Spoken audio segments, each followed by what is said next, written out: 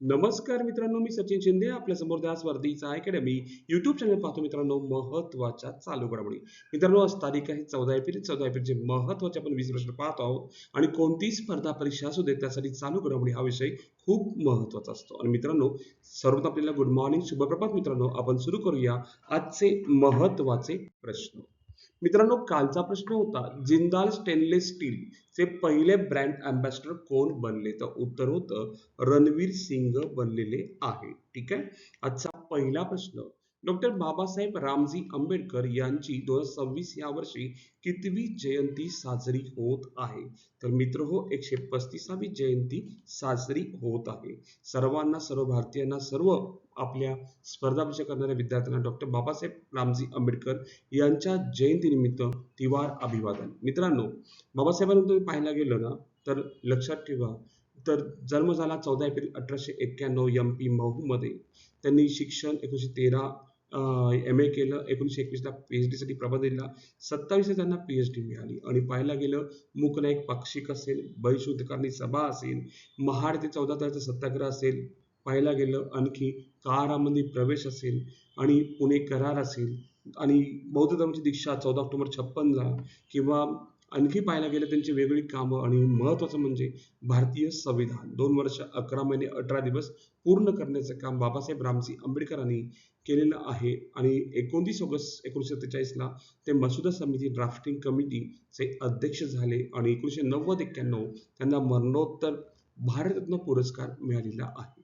म्हणून आपण आज 2026 आज आपण साजरी करतोय 135वी डॉक्टर बाबासाहेब रामजी आंबेडकरांची जयंती. ओके, ठीक आहे. दुसरा प्रश्न, महाराष्ट्र शूटिंग लीग 26 कोणत्या ठिकाणी होणार आहे? तर उत्तर आहे ती पुण्यामध्ये होणार आहे. डिटेल पाहूया. 17 ते 19 एप्रिल अमनोरा पार्कमधील छत्रभुज नर्सिंग स्कूल पुणे. क्रीडा प्रकार 10 metre air rifle, 10 metre air पिस्तूल आणि सहभागी संघ एकूण 18 संघ. सहभागी नेमबाज 144 असतील. ठीक आहे. पॉईंट खूप महत्वाचा आहे.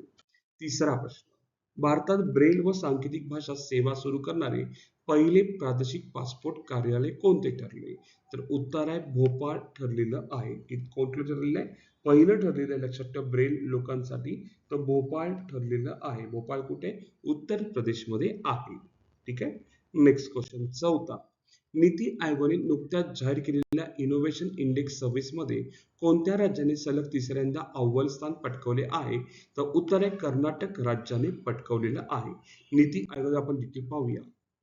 ठीक आहे. बंगळुरूला भारताची सिलिकॉन व्हॅली म्हणून ओळखले जाते. सर्वाधिक अभियांत्रिकी महाविद्यालय आणि संशोधन केंद्र असलेले कर्नाटक नवोन्मेष आणि स्टार्टअप विकासात सातत्याने पहिल्या क्रमांकावर असते. National institute for transforming India NITI Aayog. NITI आयोगाची स्थापना भारत सरकारच्या कार्यकारी निर्णयाद्वारे करण्यात आली 1 जानेवारी 2015. अध्यक्ष पंतप्रधान नरेंद्र मोदी, उपाध्यक्ष सुमन बेरी आणि मुख्य कार्यकारी अधिकारी निधी छब्बर. नीती आयोगाने जाहीर केलेल्या कृषी विपणन सुधारणा निर्देशकात कोणत्या राज्याने प्रथम क्रमांक पटकावला? तर आपलं राज्य महाराष्ट्र. नीती आयोगाने भारतातील कडधान्याचे उत्पादन केव्हापर्यंत दुप्पट करण्याचे उद्दिष्ट ठेवले? 2047 पर्यंत. आणि नीती आयोगाच्या 10व्या नियामक परिषदेच्या बैठकीचे अध्यक्षपद नरेंद्र मोदी यांनी स्वीकारलेले आहे. आणि आणखी एक पॉईंट खूप महत्वाचा, नीती आयोगाचे पूर्णवेळ सदस्य म्हणून कोणाची नियुक्ती झाली आहे? राजू गोब्बा यांची नियुक्ती झालेली आहे. ठीक आहे. पॉईंट खूप महत्वाचा आपल्या सर्व कळालेला असेल नीती आयोगाबद्दल आणि पूर्ण डिटेल बंगळुरू कर्नाटकाबद्दल. ओके. नेक्स्ट क्वेश्चन पाहतो आपण पाचवा. कोणत्या लेखकाला नुकताच सरस्वती सन्मान 25 जो एप्रिल 26 मध्ये प्रदान करण्यात आला देऊन गौरवण्यात आले? तो उत्तर आहे राजकुमार मुखोपाध्याय यांना देण्यात आला. 25वा सन्मान एप्रिल 26 मध्ये मिळाला, लक्षात असू दे. ठीक आहे. बाकी काही पुरस्कार पाहूया. ॲबल पुरस्कार, ग्रेट फिल्डिंग्स प्रतिष्ठित भव्य पुरस्कार, जुबली कृष्ण राव, ज्ञानपीठ पुरस्कार, वेरुमुत्तू, स्टॉकहोम वॉटर प्राइज 26, काव्य हे मदानी, सन्मान सगळ्यांना माहिती आता पहिला राजकुमार मुखोपाध्याय, संगीत कलानिधी पुरस्कार जयंती कुमारेश, वायली रिसर्च हिरोज पुरस्कार डॉक्टर चंद्रकांत लहारिया, JC डॅनियल्स पुरस्कार शारदा, अशोक चक्र शुभांशु शुक्ला, सुभाषचंद्र बोस अपत्य पुरस्कार lieutenant colonel Sita Ashok Shelke, next Indira Gandhi शांतता पुरस्कार ग्रासा माचेल आणि भारतीय रेल्वे सर्वोच्च सन्मान चंदना सिन्हा. लक्षात ठेवा, काही 12 पुरस्कार महत्वाचे 26. पुढे 6वा प्रश्न, महिला आरक्षणासंदर्भात नुकत्याच मंजूर झालेल्या मंत्रिमंडळाच्या निर्णयामागे लोकसभा व राज्यसभा विधानसभेमध्ये महिलांना किती कोटा देण्याचा उद्देश आहे? तर उत्तर आहे 33% पूर्णपणे कोटा देण्याचा उद्देश आहे. डिटेल पाहूया. आरक्षणाचे प्रमाण एकूण जागेपैकी 33%. महिला राखीव प्रस्तावित बदल लोकसभा जागांसंख्या 543 वरून 816 झाली ते 843. लक्षात ठेवा, हा एक पॉईंट महत्वाचा आहे. ठीक आहे. आणि 273 जागा महिलांना मिळू शकतात आणि 15 वर्षासाठी हे आरक्षण लागू असेल असंही प्रस्तावात आहे. लक्षात ठेवा. ओके. पुढं 7वा प्रश्न. कोणत्या आंतरराष्ट्रीय संस्थेने अलीकडे जगभरातील जंगलतोडीबद्दल चिंता व्यक्त करणारा जागतिक वन अहवाल 26 प्रसिद्ध केला आहे? तो कोण केलाय? FAO ने केलाय. कोण केलाय? FAO ने केलाय. लक्षात असू दे. आपण डिटेल पाहूया. आपण फूड अँड ॲग्रिकल्चर ऑर्गनायझेशन, अन्न व कृषी संघटना, स्थापना 16 ऑक्टोबर 1945, मुख्यालय रोम, इटली. घोषवाक्य फेथ पेन्स. ठीक आहे. आणि सदस्य देश 190 प्लस सदस्य देश आहेत फूड अँड ॲग्रिकल्चर ऑर्गनायझेशनचे. आपण पाहतोय 8वा प्रश्न. भारत आणि कोणत्या देशाने पोनास तुंगुचू 2 टॅरिफ प्रोटोकॉल स्वाक्षरी केली आहे? तर भूतानने केली आहे. हा जो दुसरा प्रकल्प आहे, जी जलविद्युत प्रकल्पाची क्षमता आहे 1020 मेगावॅट क्षमता आहे, असून तो सप्टेंबर 25 पासून सुरू आहे. भारताला अतिरिक्त वीज निर्यात करत आहे. भारताला अतिरिक्त वीज निर्यात करत आहे. लक्षात असू दे. पुढे 9वा प्रश्न. आपण पाहतोय. भूतानचे देशाचे नाव, राजधानी थिम्पू, चलन भूतानी, ग्लुट्रम आणि पंतप्रधान तेरशिंग तोपके. लक्षात ठेवा, भूतानचे पंतप्रधान आहे. पुढे नेक्स्ट क्वेश्चन 9वा.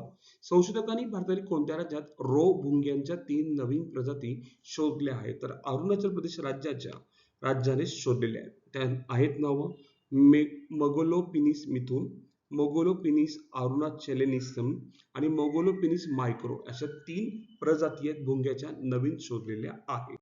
नेक्स्ट प्रश्न, आपण 10वा प्रश्न पाहतोय. CRPF शौर्य दिन कधी साजरा केला जातो? प्रश्न विचारलाय 10वा आपल्याला, कधी तो साजरा केला जातो? तो उत्तर आहे 9 एप्रिल रोजी साजरा केला जातो. 11वा प्रश्न. SMOPS 26 परिषद कुठे आयोजित करण्यात आली? तर उत्तर आहे बंगळुरूमध्ये ती आयोजित करण्यात आलेली आहे. 12वा प्रश्न. आरोग्यवन उपक्रमाचा उद्देश काय आहे? प्रश्न विचारलाय, आरोग्य वन उपक्रमाचा उद्देश जैवविविधता आणि पर्यावरण शाश्वतता वाढवणे हा त्याच्या मागचा उद्देश आहे. 13वा प्रश्न. 25वी अखिल भारतीय पोलीस जलक्रीडा गट अजिंक्यपद स्पर्धा कोठे आयोजित करण्यात आलेली आहे? तर उत्तर आहे उत्तराखंडमध्ये ती आयोजित करण्यात आलेली आहे. 14वा प्रश्न. दिव्या सिंग मूळ कोणत्या ठिकाणच्या आहे? तर पाहायला गेलं त्या गोरखपूरच्या आहे. पुढे 15वा प्रश्न. नमो ड्रोन दीदी योजना अंतर्गत कोणाला प्रशिक्षण दिले जाते? तर दिव्यांग पाहायला गेलं 15 प्रश्न, स्वयंसहाय्यता गटातील महिलांसाठी दिला जातो. प्रश्न खूप इम्पॉर्टंट आहे. स्वयंसहाय्यता गटातील महिलांसाठी दिला जातो. 16वा प्रश्न. ब्रेल लिपी आणि सांकेतिक भाषा सेवा कोणासाठी सुरू करण्यात आलेल्या आहेत? तर दिव्यांग अर्जदारांसाठी त्या सुरू करण्यात आलेल्या आहेत. 17वा प्रश्न. जगातील सर्वात स्वच्छ आणि सुरक्षित पिण्याच्या पाण्यासाठी प्रथम क्रमांक कोणाला मिळालेला आहे? तर उत्तर आहे स्वित्झर्लंडला मिळालेला आहे. Next question 18वा. 1,00,000 कोटीपेक्षा जास्त उलाढाल साध्य करणारी पहिली भारतीय FMCG कंपनी कोणती? पहिली भारतीय FMCG कंपनी कोणती? तर उत्तर आहे अमूल कंपनी आहे. कोणती? अमूल. लक्षात ठेवा. पुढे 19वा प्रश्न. राष्ट्रीय युवा HIV आणि एड्स जागृती दिन कधी साजरा केला जातो? तर उत्तर आहे 10 एप्रिल रोजी साजरा केला जातो. 20वा प्रश्न. ऑपरेशन हिमसेतू कोणत्या राज्यात सुरू करण्यात आले आहे? ठीक आहे. तर उत्तर काय आहे? सिक्कीम मध्ये सुरू करण्यात आलेलं आहे. मित्रांनो, हा संपूर्ण उपक्रम सुरू करण्याचा एकमेव उद्देश आहे की स्पर्धा परीक्षा करणाऱ्या विद्यार्थ्यांना मदत व्हावी. आणि आजचा प्रश्न, आर्टिमिस 2 मोहीम कोणत्या संस्थेशी संबंधित आहे? ऑप्शन आहे NASA, space x, ESA, ISRO. आपल्याला कमेंटमध्ये उत्तर सांगायचंय, उत्तर काय असणार आहे. आणि आज आपणा सर्वांना परत एकदा ध्यास वर्दीच्या टीमकडून डॉक्टर बाबासाहेब आंबेडकरांच्या जयंतीनिमित्त सर्वांना अभिवादन करत आहे. ठीक आहे, आज आपण इथेच थांबू. उद्या याच रोजी भेटू मित्रांनो. धन्यवाद. Thank you.